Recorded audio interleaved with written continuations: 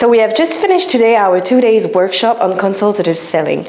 And I am now here with the professor, Regis Leemens. He's the founder of Sales Cube, a sales and management consultancy firm, and also a visiting teacher at the TS Nimbus Business School and Cranfield University.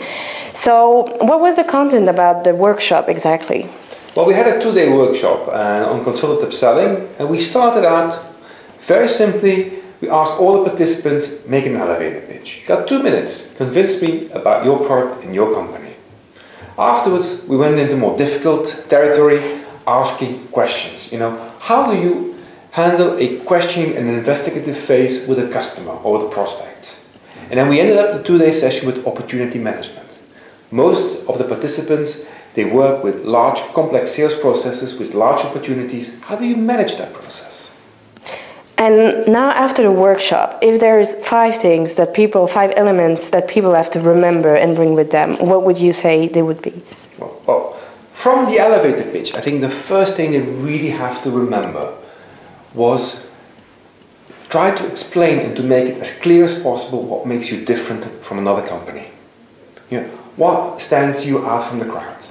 Secondly, instead of talking about your product, which obviously you love, and your technology, talk about what it means for the customer. What are the benefits for the customer? That was for the elevator pitch, really the 2 things they had to take away. The third thing was from the questioning skills is ask more questions. The participants were really put into a lot of role plays, and they had to record and listen to themselves, thereby also realizing that they don't naturally ask many questions. So they have to learn that. 4th point, and that's really the most important takeaway, it's no questions for questions' sake. It's not just about asking many questions. There's a strategy. So you need to know where you want to go with your customer.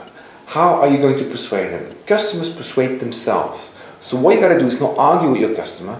You have to help him with his reasoning by asking the right questions in the right sequence. How do you do that? That's what we've done with the participants over those 2 days. And what they definitely must also not forget is when you manage large opportunities, there's usually in a business-to-business context many people who make the decision. Who in that group of people is your sponsor? Who is going to be your coach? Who is going to be the one that really wants you to win? Because if you don't have that, you're not going to win. You shouldn't be working on this opportunity, you're going to waste your time. So those are the 5 things they really have to take away from the course. And now they have learned a lot of new information, but what will be the next step? Well, of course, there's so much that you can give them in 2 days that then they can absorb. So what we're now doing is after the 2 days of workshops, we have set up a best practice club. And what is the meaning of that best practice club is that we're going to sit together regularly on an interval of a number of weeks and talk about what have you applied from all the things you've learned, what have you applied, did it work, what didn't work.